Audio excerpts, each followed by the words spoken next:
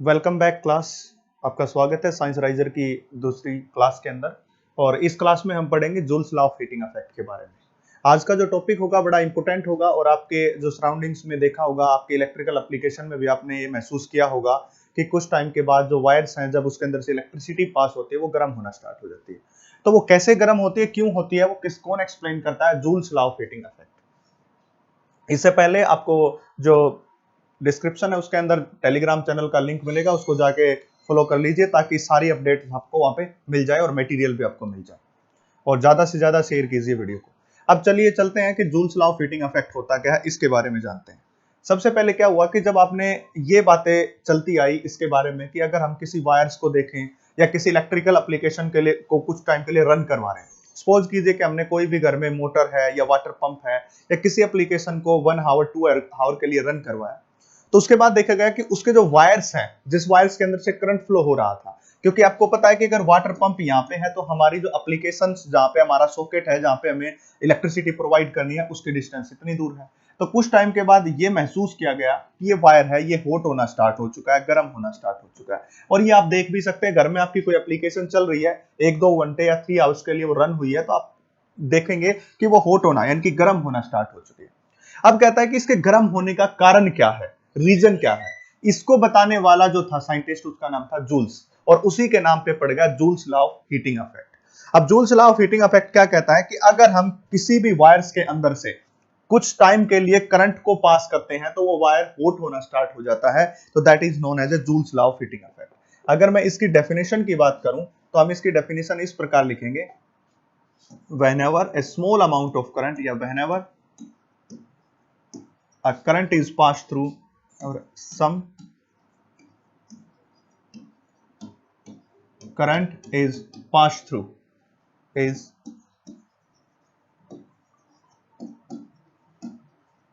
passed through a wire for some time, through a wire for some time, for some time, then wire become hot, then wire become hot। तब wire क्या हो जाता है, hot हो जाता है। उसी को हम क्या कहते हैं, joules law of heating effect कहते हैं। अब हमें इस बात को प्रूव करना है, जो जूल्स ने कहा था कि अगर हम किसी वायर्स के अंदर से कुछ टाइम के लिए करंट पास कर दें तो उस वायर्स के अंदर क्या होता है, उस वायर के अंदर वो हॉट होना स्टार्ट हो जाता है। और उस हॉट होने का रीजन क्या होता है, वो किसने दिया था, जूल्स ने एक्सप्लेन दिया था। अब इस वायर्स के जो हॉट होने का रीजन हमें क्या करनी है, उसके बारे में बात करनी है। अगर हम उसके बारे में बात करना चाहेंगे तो देखिए, सबसे पहले उसने कहा कि इसके हॉट होने का जो रीजन होता है वो क्या होता है। देखिए बच्चा पार्टी, इसके हॉट होने का रीजन होता है इसमें हीट का प्रोड्यूस होना। That is heat is directly proportional to I square R T. ये कहता है आई स्क्वायर आर टी। यहाँ पे आई है वो क्या है, करंट है बच्चा पार्टी। I is the current, I है करंट, और टी हमारे पास है टाइम, यानी कि जिस टाइम के लिए उसके अंदर से करंट पास किया गया। और आर क्या है, रेजिस्टेंस है। अब ये रेजिस्टेंस की बात कहां से आ गई यहाँ पे, ये समझिए। जिस वायर के अंदर से उस करंट को पास किया गया, उस वायर के पास कुछ रेजिस्टेंस होता है, और हमने लिखा सम करंट, यानी कि कुछ करंट उसके अंदर से पास किया कुछ टाइम के लिए, फॉर सम टाइम। जब कुछ करंट किसी टाइम के लिए पास किया जाता है तो जो हीट प्रोड्यूस होती है वो directly proportional to I square R T होता है। अब यहाँ पे प्रोपोर्शनलिटी का साइन अगर हटाते तो आपको पता है कोई कांस्टेंट आता है और उस कांस्टेंट की वैल्यू होती है 1, इसलिए it comes out to be I square R T into joule. क्योंकि आपको पता है कि हीट की जो यूनिट होती है वो क्या होती है, जूल होती है। या इसी को ऐसे भी लिख सकते हैं, H इज इक्वल टू में I square R into T divided by में 4.2 से डिवाइड अगर हमने इसको कर दिया तो इट बिकम कैलोरी। ये दोनों ही रिलेशन काम के हैं। कैसे काम किया है, जब आपसे कंपटीशन एग्जाम में क्वेश्चन पूछा जाएगा तो वहां पे वो क्या करेगा, वो जूल्स के अंदर नहीं पूछेगा, वो कैलोरी में पूछेगा। क्योंकि जूल्स तो एक जनरल जनसाधारण यूनिट है जो सबको पता रहती है और सब इस पे काम भी करते हैं। क्योंकि सबको पता है कि वर्क और एनर्जी की बात करोगे या पोटेंशियल एनर्जी या काइनेटिक एनर्जी या हीट की बात कर लो, तो प्रत्येक की जो यूनिट होती है वो जूल्स होती है और सबको पता भी है। बट कैलोरी के बारे में जब बात आता है तो रैंडमली कुछ बच्चों को इसके बारे में नहीं पता रहता, वो इसके पर ध्यान भी नहीं देते हैं। तो इसलिए वो क्वेश्चन किस पे पूछता है, कैलोरी वाले क्वेश्चन के ऊपर पूछता है। इसलिए मैं हमेशा कहता हूं कि जो भी बातें जहां से भी पूछी जाएंगी वो साथ साथ में आपको बताता रहूंगा। तो इस प्रकार इसमें क्या हुआ, हीट प्रोड्यूस है। अब हम जानते हैं कि इसका रीजन क्या है, अब इसका कारण क्या है, इसका कोज क्या है। तो हम यहाँ पे क्या लेंगे, कोज लेंगे। कोज का मतलब हो जाएगा कारण, इसका रीजन क्या है। इसका रीजन में एक्चुअल में क्या है कि जब हम किसी भी कंडक्टर को देखिए, सपोज कीजिए कि हमारे पास एक कंडक्टर मान लिया हमने, सपोज कीजिए कि ये कंडक्टर है, ये वायर है, जो आपके घर में वायर है, मैंने उसका बड़ा क्रॉस सेक्शन एरिया दिखा दिया उस वायर का। अब क्या हुआ, इसके ऊपर एक पोटेंशियल डिफरेंस हमने अप्लाई किया होगा, समझ लीजिए इस बात को। पोटेंशियल डिफरेंस का मतलब क्या हुआ, देखिए मैं ये चाहता हूं, मैं आपको बताना चाहता हूं कि ये वायर है और इस वायर्स के अंदर से हमने बाहर से बैटरी को कनेक्ट कर दिया, इसका ये पॉजिटिव टर्मिनल, ये नेगेटिव टर्मिनल। आप इसको कैसे समझेंगे, आप समझेंगे जैसे कि वायर्स के थ्रू आपने वाटर पंप को कनेक्ट किया है और जहां पे आप इलेक्ट्रिसिटी प्रोवाइड कर रहे हो, जो सर्किट के आपने जिसमें लगाया है, यानी कि हमारे घर से जब उसको करंट देंगे तभी तो वाटर पंप चलेगा, और वो करंट जिस सर्किट के थ्रू दिया है वो ये है, ये कंप्लीट है, ये बैटरी है। अब कहता है कि जैसे ही इसके अंदर से पास किया गया, तो आपको पता है कि यहाँ पे एक ड्रिफ्ट वेलोसिटी जनरेट होती है, ड्रिफ्ट वेलोसिटी। और वो ड्रिफ्ट वेलोसिटी का कंसेप्ट आपको पहले भी बताया गया है, जो बच्चा नया है, जिसको पहले से नहीं पता है, वो complete playlist current and electricity की है और उसके अंदर ड्रिफ्ट वेलोसिटी के बारे में दिया हुआ है। लिटिल बिट मैं यहाँ पे भी बच्चे को समझा देता हूं कि जो नया है ड्रिफ्ट वेलोसिटी क्या होती है। एक्चुअल में क्या होता है कि देखो, जब इस एंड को पॉजिटिव से जोड़ा तो ये एंड पॉजिटिव हो जाएगा और इसको नेगेटिव से जोड़ा तो ये नेगेटिव हो जाएगा। अब आपको पता है इसके अंदर बहुत सारे इलेक्ट्रॉन फ्री होते हैं कंडक्टर के अंदर, क्योंकि हमारे घर में जो वायरिंग होती है वो कॉपर की होती है और कॉपर एक अच्छा कंडक्टर होता है इलेक्ट्रिसिटी का, और कॉपर जो होता है अच्छा कंडक्टर इलेक्ट्रिसिटी का, तो उसके अंदर नंबर ऑफ इलेक्ट्रॉन्स फ्री होते हैं। इसलिए हमारे घर के अंदर जो भी वायरिंग है मोस्ट ऑफ कॉपर की होती है, आप देख सकते हैं, चेक कर सकते हैं। अब क्या होगा कि इलेक्ट्रॉन का आपको पता है कि सपोज कीजिए अब डायरेक्शन ऑफ इलेक्ट्रिक फील्ड हो चुकी है, ये that is the positive to negative charge. अब हमेशा जो इलेक्ट्रॉन होता है या नेगेटिव चार्ज होता है वो हमेशा opposite to direction of electric field भागता है, यानी कि डायरेक्शन ऑफ इलेक्ट्रिक फील्ड अगर ये है तो इसके अपोजिट में कौन दौड़ेगा, इलेक्ट्रॉन दौड़ेगा, ये पहले से ही बताया। और जिस स्पीड के साथ इलेक्ट्रॉन दौड़ता है उसी स्पीड को हम क्या कहते हैं, ड्रिफ्ट वेलोसिटी कहते हैं। यानी कि जैसे ही बाहर से बैटरी मैंने उसके ऊपर अप्लाई की तो ये इलेक्ट्रॉन इसके अंदर दौड़ना स्टार्ट होंगे और जिस स्पीड से दौड़ेंगे उसी स्पीड को ड्रिफ्ट वेलोसिटी कहते हैं। अब कोई बॉडी किसी स्पीड के साथ दौड़ रही है, इस बात को समझिए बच्चा पार्टी, अगर कोई बॉडी किसी स्पीड के साथ दौड़ रही है तो वो क्या गेन करेगी, काइनेटिक एनर्जी, किसके बराबर, half M into V square, ये काइनेटिक एनर्जी आएगी। मतलब जैसे ही हमने बाहर से करंट प्रोवाइड किया उस कंडक्टर को तो उसके अंदर इलेक्ट्रॉन की दौड़ स्टार्ट होगी, जिसके कारण ड्रिफ्ट स्पीड आई, ड्रिफ्ट वेलोसिटी आई, और जिसके कारण क्या आ गई, काइनेटिक एनर्जी। तो सारी चीजें एक दूसरे से कनेक्ट होती जा रही है। देखिए कितना आसान बन गया है ये। जैसे ही हमने हमारे वाटर पंप से वायर को कनेक्ट किया और हमने सर्किट से उसको जो है स्विच को ऑन किया, वैसे ही ड्रिफ्ट वेलोसिटी उसके ऊपर आई, क्योंकि इलेक्ट्रॉन दौड़ना स्टार्ट हुए, उसके कारण काइनेटिक एनर्जी आई। अब जो एक काइनेटिक एनर्जी हमारे पास आई है, ये किसके कारण आई है, इसके कारण आई। आप याद रखें ये बात, ये काइनेटिक एनर्जी किसके कारण आई, इस सोर्स ऑफ ईएमएफ के कारण आई, सोर्स ऑफ ईएमएफ के कारण, सोर्स ऑफ ईएमएफ के कारण।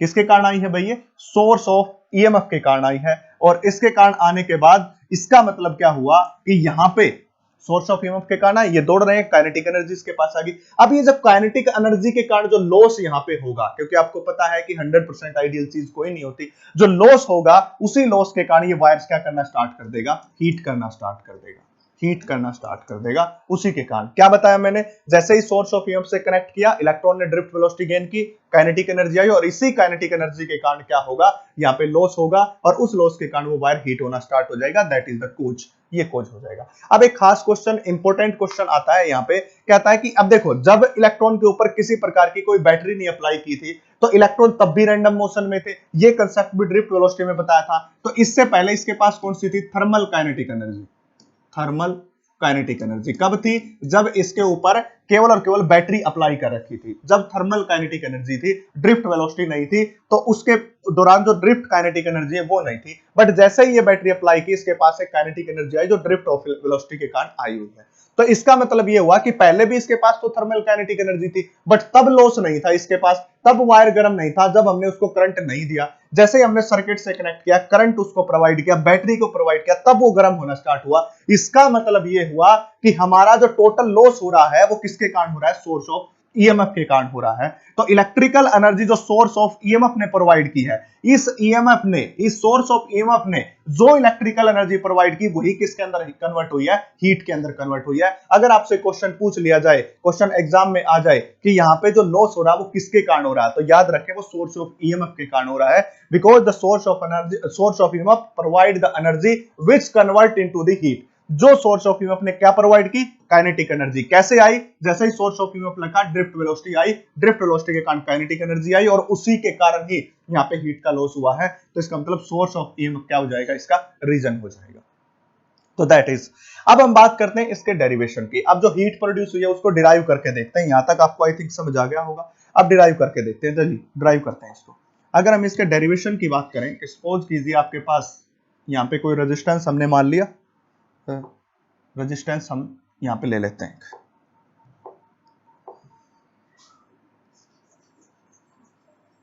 ये रेजिस्टेंस हो गया। अब इस रेजिस्टेंस को कनेक्ट कर दिया हमने, इस रेजिस्टेंस को कनेक्ट कर दिया हमने यहाँ पे एक बैटरी से, यानी कि बैटरी का मतलब सोर्स ऑफ ईएमएफ हो गया। आपके घर में जो इलेक्ट्रिसिटी आती है आप उसको बोल देते हो, और यहाँ पे हम क्या यूज कर लेते हैं, बैटरी। ये पॉजिटिव या नेगेटिव टर्मिनल, वी वोल्ट का पोटेंशियल दे दिया, यहाँ से करंट चला और इस आर रेजिस्टेंस में से करंट पास होके और वापिस करंट आ गया बैटरी के पास। हमेशा याद रखना, बैटरी जितना करंट बाहर फेंकती है उतना ही करंट वापस लेती है। देख लीजिए, इसने आई करंट दिया था और नेगेटिव टर्मिनल से वापस आई करंट आ गया है। ठीक है, अब सपोज कर लीजिए कि ये टी टाइम्स के लिए हमने यहां से पास किया है, फॉर टी टाइम। कितने टाइम के लिए? फॉर टी टाइम के लिए, क्योंकि टी टाइम के बाद उसके अंदर हीटिंग इफेक्ट स्टार्ट हो जाएगा। टी टाइम के लिए किया है।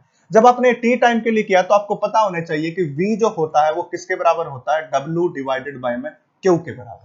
ये आपने यूनिट नंबर फर्स्ट इलेक्ट्रोस्टैटिक्स के अंदर पढ़ाया गया था, और ये रिलेशन होता है पोटेंशियल और वर्क डन के बीच, और ये डिराइव भी करवाया था आपको कि V is equal to W by Q। जिसको नहीं पता है वो प्लेलिस्ट में जाके देखे, क्योंकि ये छोटा सा टॉपिक है, अच्छा टॉपिक है, सुंदर टॉपिक है, इसी की तरह इंपॉर्टेंट टॉपिक है। अब W बाई Q, ठीक है। अब V is equal to W by Q. अब यहाँ पे क्या ड्राइव करने जा रहे हैं, जब तुम घर की एप्लीकेशंस में वाटर पंप को कनेक्ट करते हो और कुछ टाइम के लिए उसके अंदर से करंट पास करते हो, तो वो हीट क्यों होता है? वो हीट होता है तो कितना हीट उसमें प्रोड्यूस होता है, जैसे हमने लिखा था आई स्क्वायर आरटी। अब उसको डिराइव करने जा रहे हैं मैथमेटिकली कि ऐसा हुआ। तो बड़ा इंटरेस्टिंग टॉपिक है, ध्यान से देखते रहना और कंप्लीट वीडियो के साथ बने रहना। तो अगर मैं यहां से W निकालूं तो that comes out to be Q into V के बराबर हो जाएगा। ओके, नाउ आपको पता है कि आपके पास आ गया यहाँ पे Q इंटू V। अब आपको पता होना चाहिए कि I किसके बराबर होता है, Q by T। This is the first definition. So Q become is equal to I into T। First ये बन गया। दूसरा V किसके बराबर होता है बच्चा पार्टी, V होता है I इंटू R के बराबर। ये दोनों चेंज क्या करें, इस इक्वेशन में कर दें।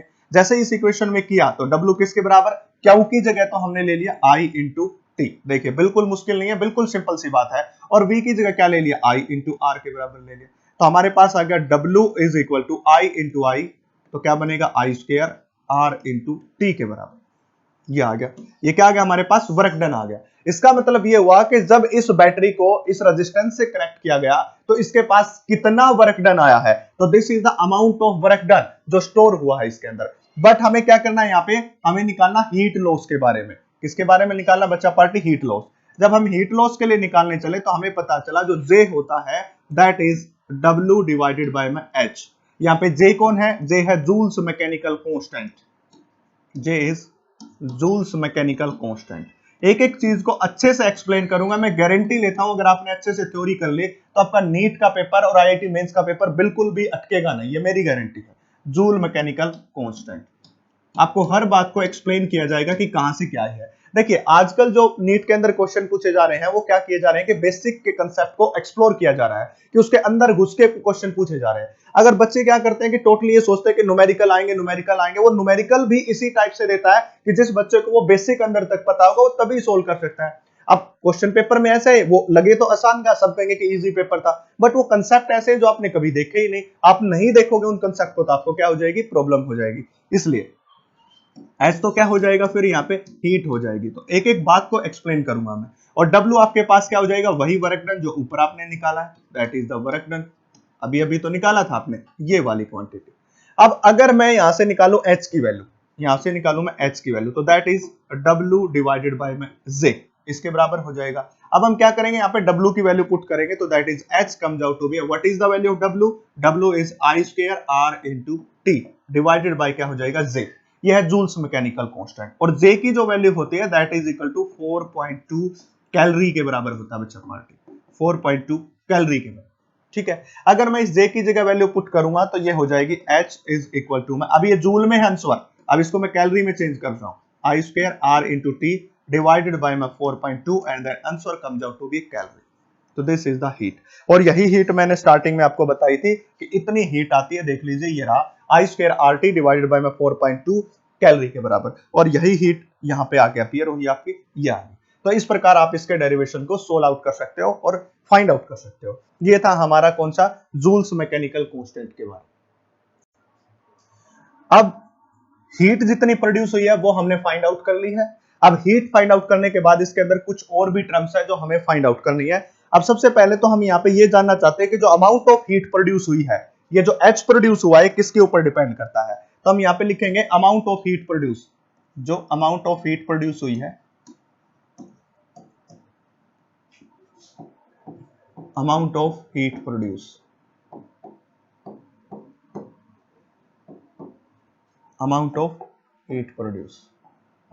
देखिए अगर हम अमाउंट ऑफ हीट प्रोड्यूस की बात करें तो उसका फार्मूला अभी अभी आपके पास क्या है, H इज इक्वल टू में I square R into T के बराबर। इसका मतलब जो H है वो किसके ऊपर डिपेंड कर रहा है, करंट के ऊपर डिपेंड कर रहा है। इसी प्रकार H किसके ऊपर डिपेंड कर रहा है, रेजिस्टेंस पे, और H किसके ऊपर डिपेंड कर रहा है, टाइम पे, तीनों पे डिपेंड कर रहा है। तो H डिपेंड कर रहा है, फर्स्ट इज करंट,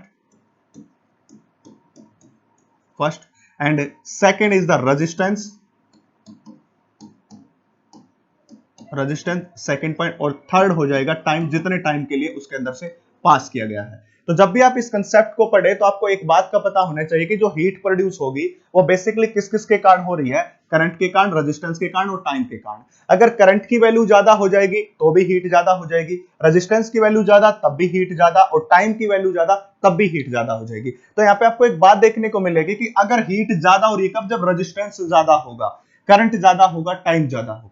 अब इसी का फायदा उठा के कुछ इसकी एप्लीकेशंस हमारे पास होती है जो कि हमारे joules law of heating effect के बारे में बताती है। अब इसके एप्लीकेशंस की बात करेंगे तो इसके एप्लीकेशंस के अंदर हम बात करें तो सबसे पहले अगर मैं बात करूं इसके अंदर तो इलेक्ट्रिक आयरन और हीटर जो आप देखते हो वो, या प्रेस, आयरन में आ गया, हीटर देख लेते हो इस प्रकार, और रोड जो होती है आपके घर में, रोड, वो गर्म, सर्दियों के अंदर आप गर्म पानी करते हो और उस गर्म पानी के लिए जिसकी रोड का यूज होता है वो रोड है वो इसी में आती है, करते हो ना सर्दियों में। पहले जो आता था, पहले तो हम आर्टिफिशियल बना लेते थे, कैसे जो हीटर होता है, हीटर सबने देख रखा होगा जिसमें ऐसे कोयल्स में वायर्स होती हैं, ऐसे कोयल्स में वायर्स डाली जाती है, इस प्रकार से आप उसी की वायर्स को हटा के और एक उसके ऊपर किसी स्टिक के ऊपर लगा के और उसको जो है इलेक्ट्रिसिटी देते थे जिसके कारण पानी गर्म हो जाता था। बट आजकल जो आपको रोड आर्टिफिशियल मतलब बनी हुई आ गई है जो आपको मिल जाती है किसी भी शॉप के ऊपर, वो रोड, ठीक है। अब क्या कहता है कि इनका जो काम है, ये जो वर्क करती है वो किसके ऊपर बेस करती है, joules law of heating effect के ऊपर। तो यानी कि आप अगर देखोगे तो joules law of heating effect का बहुत फायदा भी है और नुकसान भी है। नुकसान तो क्या है कि जब आप किसी, जैसे कि आपने घर में कोई एप्लीकेशन है, वॉशिंग मशीन है, वो आपने चलाई, सपोज करो आपने 2 घंटे का कोई प्रोग्राम सेट कर दिया वॉशिंग मशीन के अंदर जो आजकल ऑटोमेटिक आई है, तो आपको ये देखने को मिलेगा कि जो आपको वायर है उस वायर्स के अंदर वो हीट होना स्टार्ट हो गया।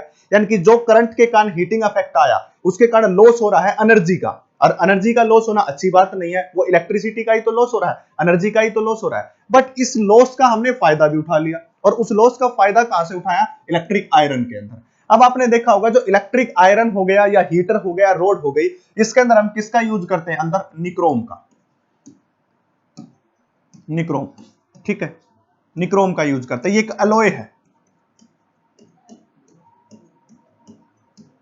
एलॉय है, इस एलॉय का यूज करते हैं। अब कहोगे कि सर इस एलॉयज का यूज करने का फायदा क्यों, इसी को क्यों यूज किया जाता है, इस एलॉय को इसलिए यूज किया जाता है, इसका हाई मेल्टिंग पॉइंट होता है, हाई मेल्टिंग पॉइंट होता है पहली बात।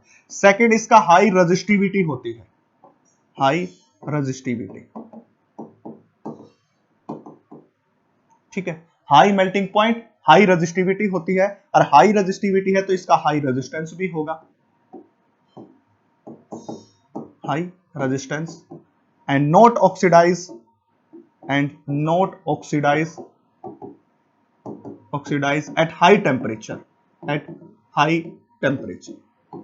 देखिए जब आप बात करते हो, ये चारों इसके पास प्रॉपर्टी होती है। जब बात करते हो इलेक्ट्रिक आयरन की या हीटर की या रोड की, इसके अंदर क्या करना, हमें रोड के अंदर वाटर को गर्म करना है, हीटर के अंदर भी हमने उसको हीट करना था कि ज्यादा से ज्यादा वो हीट प्रोवाइड करे जिससे ऊपर उसके रखा हुआ जो भी चीज है वो गर्म हो जाए या उबलना स्टार्ट हो जाए। और इलेक्ट्रिक आयरन के अंदर तो प्रेस करते हैं, और प्रेस तभी पॉसिबल है जब वो ज्यादा से ज्यादा गर्म होगी, ऐसा। तो उसके लिए क्या होना चाहिए, हाई मेल्टिंग पॉइंट। अगर निक्रोम का मेल्टिंग पॉइंट कम होगा तो जैसे उसके अंदर से करंट पास किया, अब देखो हीट प्रोड्यूस हो रही है, वहां पे भी H इज इक्वल टू में I square R into T के बराबर। अब मैं सबसे पहले बात करता हूं इलेक्ट्रिक आयरन की, इसके बारे में एक्सप्लेन करता हूं। अब आपने देखा होगा कि इलेक्ट्रिक आयरन को जैसे ही आप स्विच में लगाते हो, सर्किट में लगाते हो, स्विच को ऑन करते हो, तो कुछ टाइम के बाद वो गर्म होती है, न कि उसी टाइम तुरंत लगाते ही गर्म होगी। क्यों? क्योंकि हीटिंग इफेक्ट क्या कहता है कि जब किसी भी इंस्ट्रूमेंट के अंदर कुछ करंट पास किया जाए जिसके पास कुछ रेजिस्टेंस और कुछ टाइम के लिए उसको कुछ टाइम देना पड़ेगा, तभी वहां पे क्या प्रोड्यूस होगी? हीट प्रोड्यूस होगी।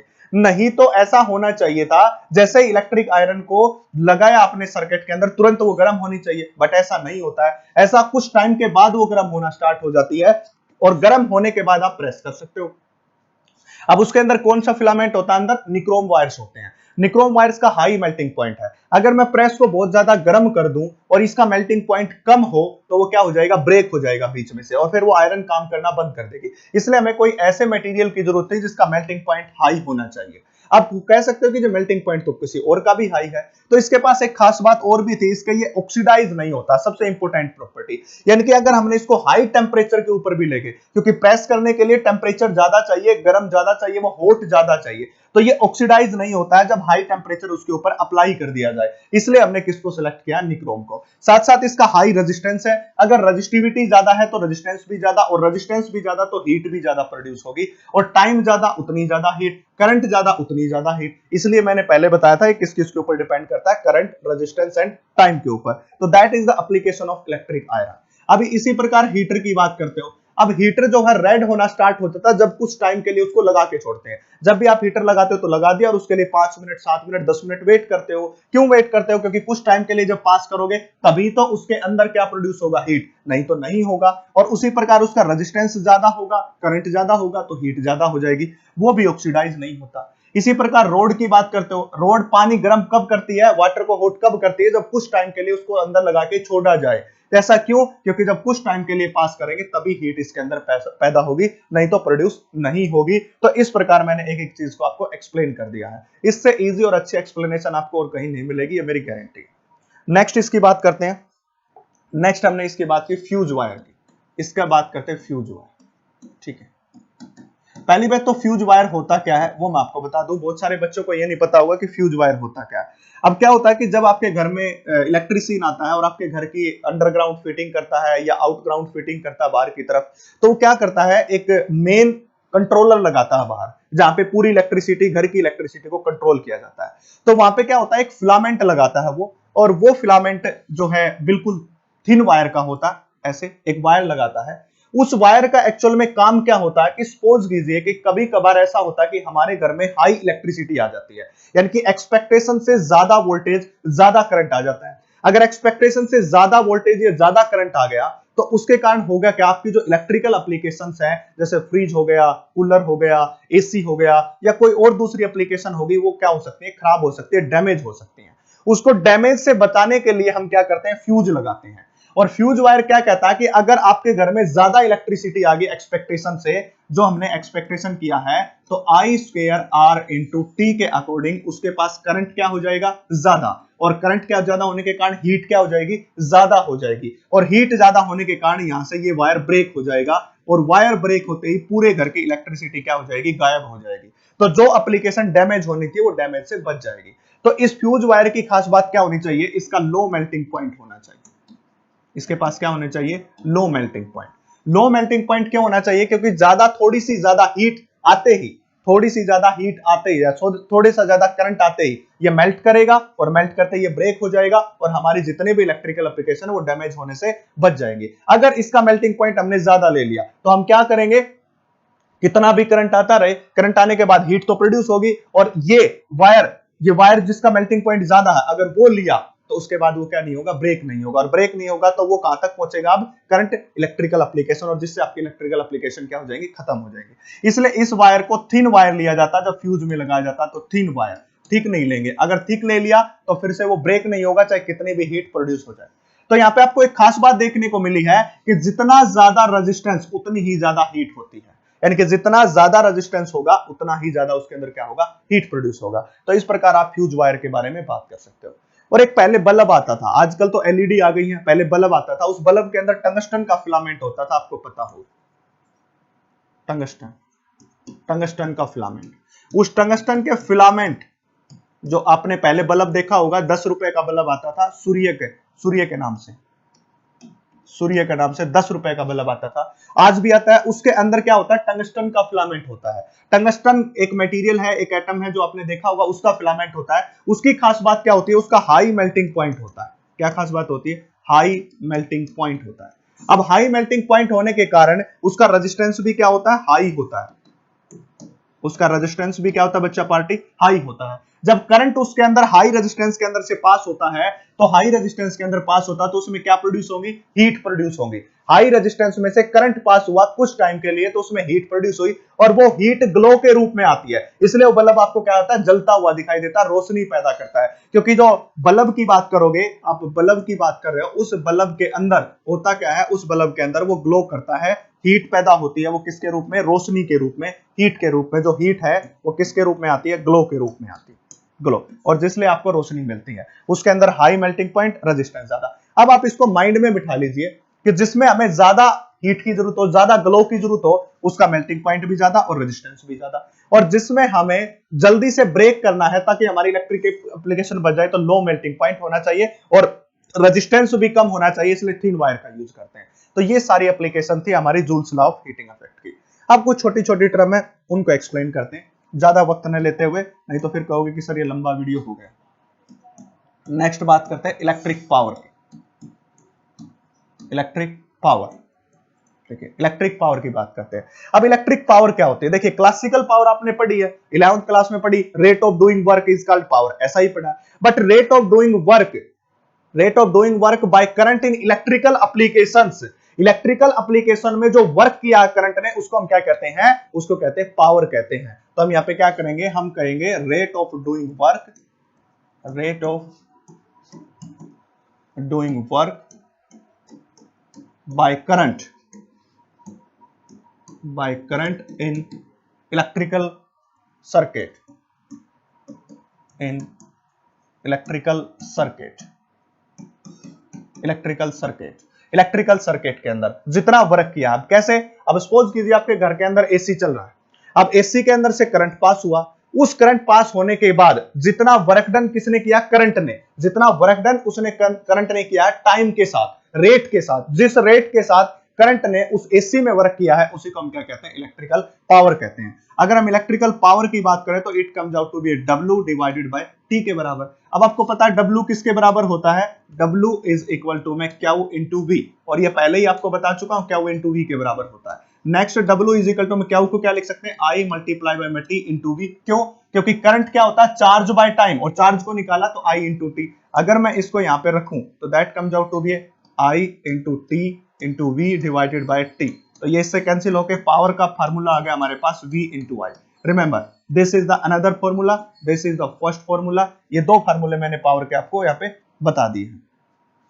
अब पावर की यूनिट की बात करोगे यहां से, अगर पावर की यूनिट बात करो तो क्या होता है, W की यूनिट क्या हो जाएंगी, जूल, और टाइम की कितनी हो जाएगी, सेकंड। तो यूनिट क्या हो जाएंगी, जूल सेकंड, और इसी जूल सेकंड को हम क्या बोलते हैं, वाट बोलते हैं। इसलिए पावर की यूनिट क्या होती है, वाट होती है, और पावर की यूनिट क्या होगी हमारे पास, वाट, ठीक है, पावर इज वाट। अब अगर आपको कह दे डिफाइन 1 वाट, इसके बाद क्या कह दे कोई, ये क्वेश्चन बोल दे कि डिफाइन 1 वाट, डिफाइन 1 वाट, 1 वाट को डिफाइन कीजिए, ये क्वेश्चन आपके पास आ गया। और ऐसे क्वेश्चन बोर्ड्स के अंदर पूछे जाते हैं बच्चा पार्टी, बोर्ड्स के अंदर पूछे जाते हैं, इसलिए मैं साथ साथ दोनों चीजें कवर कर रहा हूं। अब देखिए अगर मैं इसकी बात करूंगा, अगर मैं इसके बात करूंगा तो पावर का जो फार्मूला होता है वो किसके बराबर होता है, V इंटू आई के बराबर, ठीक है। सो पावर को हम क्या लिखेंगे, 1 वाट लिखेंगे। सपोज कीजिए पावर को कितना लिखा, 1 वाट लिखा, ठीक है।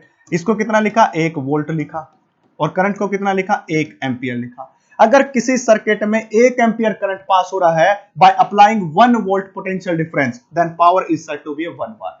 क्या कहा मैंने, when we applying 1 volt potential the current through the circuit is 1 ampere, then power is said to be 1 watt। तो पावर को हम क्या कहेंगे, 1 वाट कहेंगे if 1 ampere current flows in it। क्या कहेंगे, power is said to be 1 ampere, sorry, power is said to be, यहां पे लिख देता हूं, said to be 1 watt, said to be 1 watt if 1 ampere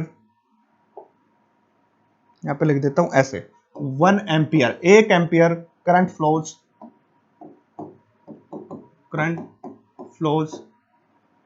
in it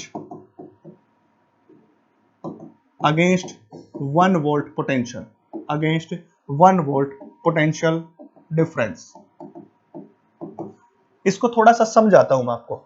suppose कीजिए आपके पास कोई कंडक्टर है, आपके पास ये कंडक्टर है और इस कंडक्टर के ऊपर मैंने क्या लगा दी, इलेक्ट्रिसिटी या पोटेंशियल लगा दिया 1 वोल्ट का, और इसके अंदर से जो करंट पास हुआ है 1 एम्पियर का, तो उस पावर को हम क्या कहेंगे, 1 वाट कहेंगे। यानी कि अगर किसी कंडक्टर के ऊपर 1 वोल्ट पोटेंशियल डिफरेंस अप्लाई कर दिया, उसके कारण 1 एम्पियर जो करंट प्रोड्यूस हुआ इस कंडक्टर में, then power is said to be 1 watt. यही लिखा है, power is said to be 1 watt if 1 ampere current flows in it, इस सर्किट में, against 1 volt potential difference, 1 volt के पोटेंशियल डिफरेंस के अगेंस्ट, ऐसा। तो उसको हम क्या कहेंगे, उसको हम कहेंगे 1 वाट पावर, 1 वाट। ये क्वेश्चन आ जाते हैं बोर्ड के अंदर। अब बात करते हैं इसकी बिगर यूनिट, पावर की बिगर यूनिट, बड़ी यूनिट क्या होती है, बिगर यूनिट ऑफ पावर। अगर बिगर यूनिट ऑफ पावर की अगर आप बात करते हो तो इसके अंदर क्या होती है, किलोवाट आ जाता है, किलोवाट, या फिर मेगावाट, या तो क्या लेते हैं, किलोवाट लेते हैं, या फिर क्या लेते हैं, मेगावाट लेते हैं जब पावर की बड़ी यूनिट की बात करते हैं। तो kilowatt and megawatt is the bigger unit of A power, power की बिगर यूनिट होती है, ठीक है। अगर हम इसकी कॉमर्शियल यूनिट की बात करेंगे, कॉमर्शियल यूनिट की बात करेंगे, कॉमर्शियल यूनिट, तो कॉमर्शियल यूनिट जो होती है वो होती है एचपी, हॉर्स पावर। अब आपने ये हॉर्स पावर, एचपी को क्या कहते हैं, हॉर्स पावर, ये होती है, ये जस्ट इंफॉर्मेशन है, आपको याद रखनी पड़ेंगे एचपी। अब इसको मैं बता देता हूं, देखिए आपको याद भी आ जाएगा। घर में जब आप वाटर पंप लेके आते हो, पानी वाली मोटर लेके आते हो, तो वहां पे लिखा होता है ये 1 एचपी की है, 2 एचपी की है, या हाफ एचपी की है, होती है। उसको इसमें नहीं बोलेंगे कितने वाट की है। या आपने घर में जो चक्की देखी होगी जिसमें आटा पीसते हैं, या जिसके घर में नहीं है, या जिसमें वाटर पंप तो सबके घर में होता है, तो उसके ऊपर आज पूछ सकते हो जाके अपने पिताजी जो लेके आए हैं, या कोई इलेक्ट्रिशियन आपके पास आता है तो वो बता देगा आपको कि आधे एचपी की है या 1 एचपी की मोटर है। तो वहां पे क्या यूज करते हैं, एचपी में यूज करते हैं। ऐसा नहीं कहते हैं कि किलोवाट है या मेगावाट है या फिर वाट है, ऐसा नहीं करते। उसकी पावर को एचपी में मेजर किया जाता है, जो जनरली कॉमर्शियल यूनिट होती है, जो हमारे घरों में यूज होती है। अब 1 एचपी जो होता है वो किसके बराबर होता है, 746 वाट के बराबर, याद रखें 746 वाट। अगर कोई कहता आधे एचपी की, तो इसके बटे में डिवाइड में 2 कर दो, आपके पास वाट आ जाएगा। कोई कहता 1 एचपी की, तो वो किसके बराबर आ जाएगा, 746 वाट के बराबर आ जाएगा, ठीक है। अब देखिए आपको मैंने यहाँ पे फार्मूला करवाया, that is power is equal to V into I के बराबर। अगर आपको पता है V किसके बराबर होता है, I इंटू आर, और ये किसने बताया था, ओम्स लॉ ने बताया, ओम्स लॉ ने। तो पावर कितनी आ जाएगी आपके पास, V की जगह रखूंगा मैं I into R multiply by में I। So power comes out to be I square into R. So power हमारे पास क्या होगी, I स्क्वायर इंटू आर के बराबर होगी। और ये पावर का फार्मूला कब आपको यूज करना है, ये तब यूज करना जब सीरीज कनेक्शन, कैसे कनेक्शन हो, सीरीज में। जब आपके पास रेजिस्टेंस सीरीज में कनेक्टेड होंगे तो पावर का यूज करना। कहोगे सर क्यों, क्योंकि सीरीज में करंट क्या रहता है बेटा, सेम रहता है। तो बच्चा पार्टी सीरीज में करंट सेम रहता है, इसलिए इस पावर के फार्मूले का यूज किया जाएगा कब, जब आपके पास सीरीज कनेक्शन हो। अब इसी को मॉडिफाई फिर से करते हैं। देखिए आपको पता है V is equal to I R, तो I किसके बराबर होता है, V बाय आर के बराबर। दूसरे पेन से कर देता हूं, आई आर के बराबर। इसमें रखेंगे तो पावर किसके बराबर हो जाएगी, V, और I की वैल्यू रखी यहां से उठा के, V डिवाइडेड बाय में R। तो it comes out to be V square divided by में R। V square by R का मतलब पावर हमारे पास होगी V square divided by R। और इसको कब यूज करेंगे, जब आपके पास किस में कनेक्शन होंगे, पैरेलल में कनेक्शन। क्यों, क्योंकि पैरेलल में वोल्टेज क्या रहती है, सेम रहती है। तो पैरेलल में वोल्टेज सेम रहती है और सीरीज में क्या रहती है, करंट सेम रहता है। इसलिए सीरीज में इस फार्मूले को और पैरेलल में इस फार्मूले को यूज करोगे। मैं आपको न्यूमेरिकल कैसे सोल्व करने उनको भी साथ साथ बता रहा हूं। अब होता क्या, देखिए सीरीज और पैरेलल की आपने बात कर ली। अब हम बात करते हैं, देखिए जिस बॉडी का रेजिस्टेंस क्या होगा, कम होगा, उस बॉडी के पास पावर क्या हो जाएगी, ज्यादा हो जाएगी। याद रखिए ये बात, जिस बॉडी का रेजिस्टेंस कम है और वो पैरेलल में कनेक्टेड है, तो रेजिस्टेंस जिसका कम, उसकी पावर भी क्या हो जाएगी, ज्यादा हो जाएगी। वो ज्यादा पावर के कंजप्शन करेगा, नहीं तो वो कम पावर का कंजप्शन करेगा अगर उसका रेजिस्टेंस क्या होगा, ज्यादा होगा। तो रिमेंबर दैट, इस बात को याद रखें, ठीक है। अब हम क्या करेंगे बच्चा पार्टी, हमने यहाँ पे पावर के बारे में डिस्कस किया। अब इसके बाद एक छोटा सा टॉपिक और है, फिर इसके बाद इसके ऊपर न्यूमेरिकल देखेंगे। That topic is electrical energy. Electrical energy सारे इंपॉर्टेंट टॉपिक्स हैं जो आपने जनरल लाइफ में देखे और इंटरेस्टिंग भी है साथ साथ। अगर आप इंटरेस्ट लेके करोगे और कंप्लीट लेक्चर के साथ बने रहोगे तो गारंटीड बात है आपका नीट और ये आईआईटी मेंस तो इजीली निकल जाएगा, ये मैं गारंटी लेता हूं। एडवांस के लिए आपको थोड़ी और प्रिपरेशन करनी पड़ेगी, उसके लिए भी गाइड करेंगे। अगर अच्छे बच्चे मेरे साथ जुड़ते हैं, शेयर करते हो आप सभी के साथ, तो मैं उसके बारे में भी आपको गाइडेंस दूंगा। अब देखिए इलेक्ट्रिकल एनर्जी।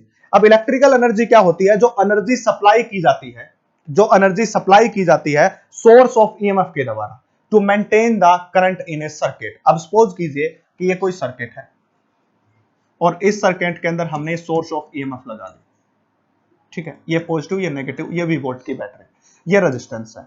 अब इस सर्किट में करंट को मेंटेन करना आई अमाउंट के बराबर, और इस करंट को मेंटेन करने के लिए जो एनर्जी इसने प्रोवाइड की है सोर्स ऑफ ईएमएफ ने, उसी को हम क्या कहते हैं? इलेक्ट्रिकल एनर्जी कहते हैं। फिर से समझिए, इस सर्किट में आई करंट को मेंटेन करने के लिए सोर्स ऑफ ईएमएफ ने जो एनर्जी प्रोवाइड की, उसी एनर्जी को हम क्या कहते हैं? इलेक्ट्रिकल एनर्जी कहते हैं। तो हम क्या कहेंगे? The total energy. अगर हम इसको डिफाइन करना है तो हम ऐसे लिख सकते हैं, total energy, total energy given by source of EMF to maintain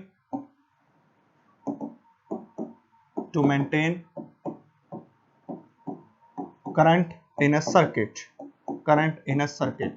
उस सर्किट में करंट को मेंटेन करने के लिए, मैंने क्या बताया? इस सर्किट में करंट को मेंटेन करने के लिए जो एनर्जी प्रोवाइड की जाएगी इस सोर्स ऑफ ईएमएफ के द्वारा, that is known as electrical energy. Source of EMF कहो या फिर आप इसको कह सकते हो वोल्ट पोटेंशियल, एक ही बात होती है, दोनों एक ही बात है। डिफरेंस है वो मैंने डिफरेंस समझा दिया था, बट हम अपर लेवल के ऊपर दोनों को एक ही बात करते हैं। अब आपको पता है पावर जो होती है वो किसके बराबर होती है? W डिवाइडेड बाय T के बराबर। अब W निकालोगे तो that is come to be P into T के बराबर, और इसी पावर को हम क्या कहते हैं? एनर्जी कहते हैं, जो कि किसके बराबर होती है? P इंटू टी के बराबर। इसी पावर को क्या कहते हैं? एनर्जी। अब पावर की जो यूनिट होती है वो क्या होती है? वाट, और इसकी हो जाएगी सेकेंड। तो यूनिट क्या हो जाएंगी? वाट सेकेंड हो जाएगी। इसको हम यूनिट में क्या बोलेंगे? वाट सेकेंड बोलेंगे। अगर बड़ी यूनिट के बारे में बात करते हो तो किलो वाट हावर, KWH, किलो वाट हावर, ये W। और ये क्या होती है? ये यूनिट होती है बोर्ड ऑफ ट्रेड यूनिट होती है, बोर्ड ऑफ ट्रेड यूनिट। अब यहाँ पे इंपॉर्टेंट फैक्टर, बड़ी अच्छी बात, इंटरेस्टिंग बात बताता हूं, KWH इसकी यूनिट होगी। अब देखिए, जब आपके घर में मीटर तो लगा हुआ, सबके घर में रीडिंग लेने वाला आता है, तो वो बता देता है कि आपने इतनी यूनिट निकाली इस महीने, इस 2 महीने, इस 1 महीने में, या इतनी यूनिट इसने निकाली। तो आपको कैसे पता चला? उसको कैसे पता चला कि इतनी यूनिट निकाली है? अब आपको हो सकता है कि आपने 200 यूनिट निकाली और आपके वो लिख ले जाए 400 यूनिट, तो आपको तो लॉस हो जाएगा, आपको तो ज्यादा यूनिट का जो बिल आएगा। अब पता कैसे चलता है? जब आप मीटर को देखोगे तो वहां पे अलग अलग आता है। एक बार आपको आएगा रीडिंग किलोवाट की, एक बार आपको वोल्टेज की रीडिंग, एक बार आपको करंट की रीडिंग, और फिर एक बार आएगी KWH की रीडिंग। आगे लिखा मिलेगा KWH, यहाँ पे लिखा मिलेगा 600 KWH, 600 KWH। तो आपको ये मतलब हुआ कि आपने 600 यूनिट निकाल दी इस महीने। फिर वो 2 महीने के बाद फिर रीडिंग लेके आता, फिर लिखा मिलता है 800 KWH। इसका मतलब इस गैप के दौरान आपने कितनी यूनिट निकाली? 200 यूनिट निकाली। तो ये यूनिट जो बताता है वो क्या होती है? KWH के बराबर होती है, किलो वाट हावर के बराबर होती है। तो जब आप आपके रीडिंग को देखोगे, आप अपने मीटर को देखोगे, तो जिस डिजिट के सामने KWH लिखा हो वही आपकी रीडिंग है। अब कहोगे कि सर हम कैसे मान लें इसको? इस बात को एक्सप्लेन कीजिए। अब इस बात को एक्सप्लेन करते हैं। तो क्वेश्चन किसी ने मेरे से पूछ लिया कि डिफाइन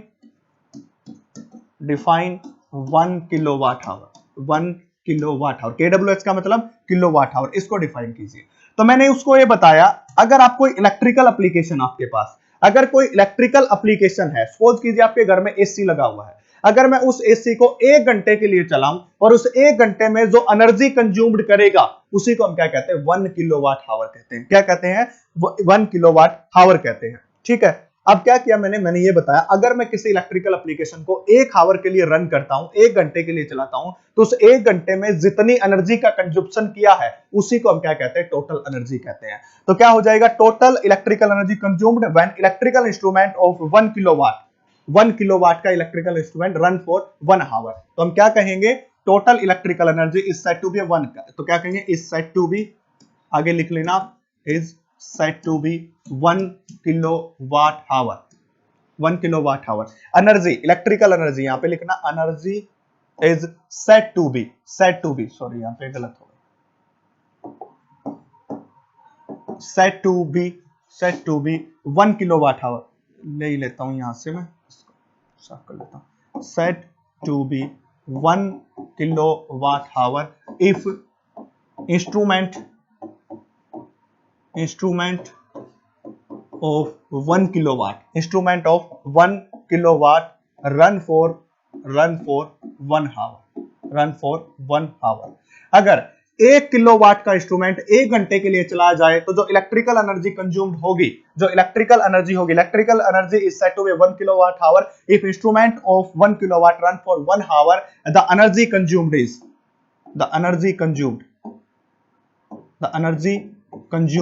जो एनर्जी कंज्यूम्ड होगी इज 1 किलोवाट आवर।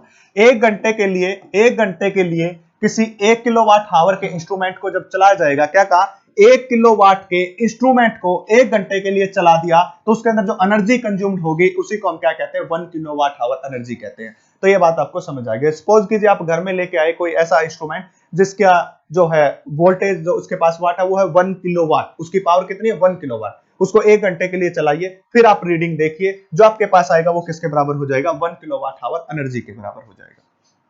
अब देखिए 1 किलोवाट आवर, अब 1 किलो को क्या लिख सकते हैं, 10⁻³ के बराबर, 1 किलो को 1000 के बराबर। 1 किलो में कितने होते हैं, जब आप देखते हैं तो 1000 होते हैं, तो मैं इसको क्या लिखूंगा, 1000। अब नेक्स्ट हो जाएगा हमारे पास वाट और हावर 1 घंटा, 1 घंटे में कितनी मिनट, 60 मिनट, और 1 मिनट में कितनी सेकंड, 60 सेकंड। इसको सोल्व करोगे तो 3.6 इंटू 10⁻6 जूल। इंपोर्टेंट बात 1 नंबर में पूछा जाता है, यानी कि 1 किलोवाट आवर को जूल में चेंज करना है तो आपको करवाएगा कि 1 kilowatt hour is equal to खालिस्तान जूल, तो that is 3.6 10⁻6 joule. 1 kilowatt hour किसके बराबर होती है, 3.6 इंटू 10⁻6 जूल के बराबर होती है। ठीक है, तो आप कॉस्ट ऑफ कंजप्शन निकालना है तो नंबर ऑफ यूनिट और कॉस्ट ऑफ एनर्जी जो हो जाएगी वो। ठीक है, अगर आपसे कोई पूछ ले कितना कॉस्ट है तो 1 यूनिट का जो कॉस्ट है वो पता होना चाहिए और उसके मल्टीप्लाई में टोटल यूनिट कर दो तो आपके पास क्या आ जाएगा, टोटल कॉस्ट आ जाएगा। अब इतना करने के बाद, ये सब बातें करने के बाद हम क्या करते हैं, इसके कुछ न्यूमेरिकल्स देखते हैं जो प्रीवियस ईयर में आए हुए हैं। तो चलिए पहला न्यूमेरिकल क्या कहता है, the charge flowing through a resistance R varies with time S, ऐसे वेरी कर रही है, क्या वो is equal to a into T minus b into T का square. When A and B are the positive constants, the total heat produced in R is, कितनी heat produce होगी ये हमें क्या करनी है, पता करनी है। अब क्या करते हैं बच्चों, सबको यही पता रहता है कि H का जो फार्मूला होता है वो किसके बराबर होता है, I² R इंटू टी के बराबर होता है। अब उसने रेजिस्टेंस तो दे रखा है, अब हमारे पास करंट कैसे निकालें, क्योंकि चार्ज दे रखा है, ये कौन है, चार्ज। अब चार्ज से सभी बच्चे क्या करेंगे, करंट तो निकाल लेंगे, क्योंकि करंट निकालना तो क्या होगा, डी क्या अपॉन में dt, ये सबको पता है। ठीक है, this is the formula of current. पहले दूसरी यूनिट का, इसी यूनिट का पहला ही पॉइंट है what is current, rate of flow of A charge, तो डी क्या बाय dt। इसका डिफरेंशिएशन करेंगे टाइम के रिस्पेक्ट में, तो इसका डिफरेंशिएशन हो जाएगा a, क्योंकि टाइम का क्या हो जाएगा 1, माइनस b कांस्टेंट है और इस टी स्क्वायर का हो जाएगा 2 इंटू टी के बराबर। ये डिफरेंशिएशन है, सभी को सिखाया गया +2 क्लास में, तो आपको पता होगा डिफरेंशिएशन करना। अब क्या करेंगे वो, ये करेंगे कि इसके अंदर से a एंड b, अब करंट हमारे पास कितना आ गया, a minus 2b into T. अब क्या करेंगे, टाइम निकालना है हमें, करंट तो हमारे पास आ गया है, अब हमें क्या चाहिए, टाइम भी चाहिए। ठीक है, अब टाइम भी चाहिए, अब हम क्या करेंगे, हमें यहाँ पे टाइम निकालना होता है, बट बच्चे क्या करते हैं, वो क्या करते हैं, H is equal to I² RT का फार्मूला देखा, यहाँ पे ये I आया और इसकी वैल्यू यहाँ पे रख दी, multiply by R multiply by T, जो आंसर आ गया वो लिख देते हैं, और आंसर भी कुछ इसी फॉर्म में दिया हुआ मिलता है, तो आप क्या कर सकते हैं कि ये आ गया आंसर, हो गया सोल्यूशन, काम बढ़ गया। बट ऐसा नहीं है बच्चों पार्टी, यहाँ पे जो H बात कर रहा है वो क्या करेंगे, हम सबसे पहले स्मॉल हीट निकालनी पड़ेगी, स्मॉल हीट, क्योंकि आपके पास क्या है, चार्ज का टाइम के साथ रिलेशन दे रखा है, and that is the I² R into में dt, ये हो जाएगा। अब I की वैल्यू तो आपके पास आ गई है ये, अब इसके साथ साथ आपको टाइम की वैल्यू भी फाइंड आउट करनी है। वो कैसे फाइंड आउट करोगे, जब time period t is equal to 0 था तो इस सर्किट में करंट भी किसके बराबर था, 0। क्यों 0 था, जब टाइम को 0 पुट किया तो t0 ये 0 बन गया, t0 ये 0 बन गया, मतलब चार्ज कितना बन गया, 0। अगर चार्ज ही 0 है तो करंट भी कितना हो जाएगा, 0 हो जाएगा, 0 हो जाएगा, तो a minus 2b into T is equal to 0। So time comes out to be A divided by में 2 इंटू बी, ये आ जाएगा। ठीक है, ये तो हो गया यहां तक। अब इस फार्मूले में पुट कीजिए, that is h is equal to में आई स्क्वायर। अब h निकालना तो इंटीग्रेशन तो करना पड़ेगा d, और यहाँ पे भी integration. What is the value of i? i is a minus 2bt, a minus 2b into T and whole का स्क्वायर इंटू में r इंटू dt। और इस dt को कहां से कहां तक इंटीग्रेट करना है? जब टाइम 0 था तो i 0 तो h भी 0, जब टाइम हमारे पास a बाई 2b हो गया, a बाई 2b, ये हो गया ना, पहले 0 था और बाद में टाइम क्या हो गया t, तो हम कहां से कहां करेंगे? 0 से a बाई 2b तक। अब इसका a minus B square whole का स्क्वायर को आपको क्या करना पड़ेगा? ओपन करना पड़ेगा। ये उस तरफ ले लेता हूं, आपने देख लिया। इसका इंटीग्रेशन क्या आ जाएगा? इसका इंटीग्रेशन आपके पास आ जाएगा h।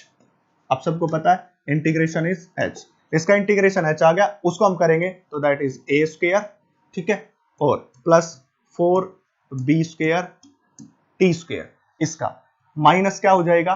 2ab, यानी कि 2ab, तो 2 दूनी 4 ab इंटू टी, और बाहर कौन रहेगा? r dt, और इंटीग्रेशन है 0 से a बाय 2b के बराबर। अब इस h को आप सोल्व करिएगा, a square into R D T अंदर, एक इंटीग्रेशन में ये a by 2b plus plus वाला साइन, तो 4b square into T square, और इसके साथ भी कौन रहेगा? आर डी टी, और कहां से कहां तक? 0 से a बाई 2b तक। अब नेक्स्ट में क्या रहेगा? Minus 4ab into R into T into D T, और इसको भी कहां से कहां तक? 0 से a बाई 2b तक। अब जैसे ही आप इसको इंटीग्रेशन को सोल्व करना, आपको आता ही होगा, इसका क्या हो जाएगा? a square bar r bar dt का integration t, 4b square bar t r बाहर t स्क्वायर dt, तो t की पावर 3 बाय 3, इसका 4abr bar t square by 2, और a bye 2b value put करोगे तो आपके पास क्या जाएगा? आंसर आ जाएगा, जो भी होगा। अब इंटीग्रेशन मैं करूंगा तो फिर ज्यादा लंबा वीडियो हो जाएगा, आप इंटीग्रेशन सोल्व कर सकते हो जस्ट, और कुछ भी नहीं। ठीक है, अब ये देखिए, 2 cities are 150 kilometre apart. Next question, 150 kilometre apart, electrical power is sent from one city to another city through copper wires. आपको पता है कॉपर वायर्स का यूज करते हैं, क्यों यूज करते हैं? क्योंकि अच्छा कंडक्टर होता है इलेक्ट्रिसिटी का। द फॉल ऑफ पोटेंशियल पर किलोमीटर इज 8 वोल्ट, यानी कि 1 किलोमीटर के अंदर कितना पोटेंशियल ड्रॉप हो रहा है? 8 वोल्ट का, 8 वोल्ट, दैट इज, इसको लिख सकते हैं 8 वोल्ट पर किलोमीटर, इतना पोटेंशियल ड्रॉप हो रहा है। ठीक है, तो इतना, एंड द एवरेज रेजिस्टेंस पर किलोमीटर इज 0.5 ओहम, यानी कि 1 किलोमीटर का रेजिस्टेंस कितना है? 0.5 ओहम, और इसको कैसे लिख सकते हैं? 0.5 ओम पर किलोमीटर, ओम पर किलोमीटर, इतना हो गया। अब the power loss in the wire is, power का कितना लॉस होगा वायर्स के अंदर, ये हमें फाइंड आउट करना है, that is power loss find out करना है। अब सबसे पहले देखिए टोटल कितना है दोनों सिटीज, ये ए सिटी है और ये दूसरी है बी सिटी, दोनों के बीच डिस्टेंस कितना है? 150 किलोमीटर। अगर 1 किलोमीटर में 8 वोल्ट का ड्रॉप हो रहा है तो 150 किलोमीटर में क्या होगा? That is loss in 150 kilometre, तो हम क्या लिखेंगे? Loss in 150 kilometre, that is कितना हो जाएगा? 150 मल्टीप्लाई बाय में 8 कम्स आउट टू बी 0 0 और 12, इतना 1200 वोल्ट। कितने का लॉस हो गया? 1200 वोल्ट का हो गया। अब रेजिस्टेंस कितना हो जाएगा इसका? रेजिस्टेंस फाइंड आउट करेंगे हम, इसी की स्टेटमेंट से फाइंड आउट कर रहा हूं, मेरी तरफ से कुछ नहीं किया। इसने कहा 1 किलोमीटर का रेजिस्टेंस 0.5 ओम है, 150 किलोमीटर का क्या होगा? 150 डिवाइडेड बाय में 0.5, और ये हो जाएगा 75। ठीक है, 75 ओम हो जाएगा। हमारे पास रेजिस्टेंस आ गया, हमारे पास वोल्टेज आ गई। अब हमें क्या निकालना? Power loss. पावर लॉस का फार्मूला क्या होता है? वी स्क्वायर डिवाइडेड बाय में आर। वोल्टेज हमारे पास कितनी आई?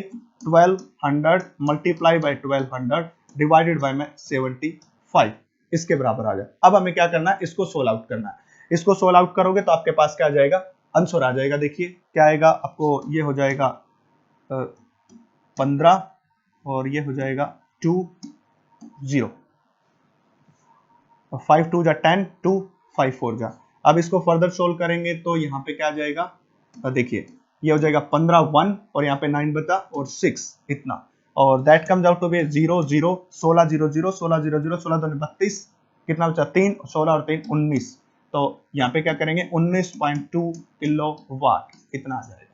19.2 किलोवाट। तो 19.2 किलोवाट ये रहा, और 2014 के अंदर नीट में क्वेश्चन पूछा गया था 19.2 किलोवाट के बराबर, इस प्रकार आ अब बात करते हैं, ये आ गया होगा, आपने कुछ भी नहीं किया, हमने सिर्फ यहाँ पे किया क्या है, उसने बोल रखा था कि 1 किलोमीटर में 8 वोल्ट लॉस हो रहा है, तो हमने 150 किलोमीटर में निकाल लिया। उसके बाद उसने बोला कि 1 किलोमीटर का रेजिस्टेंस 0.5 ओम है, 150 किलोमीटर का निकाल लिया, और फार्मूला आपके पास दे रखा। बस थोड़ा क्वेश्चन को आपके लिए घुमा दिया गया है, क्वेश्चन इजी है, नीट के अंदर आया हुआ है। अब बात करते हैं इस क्वेश्चन की।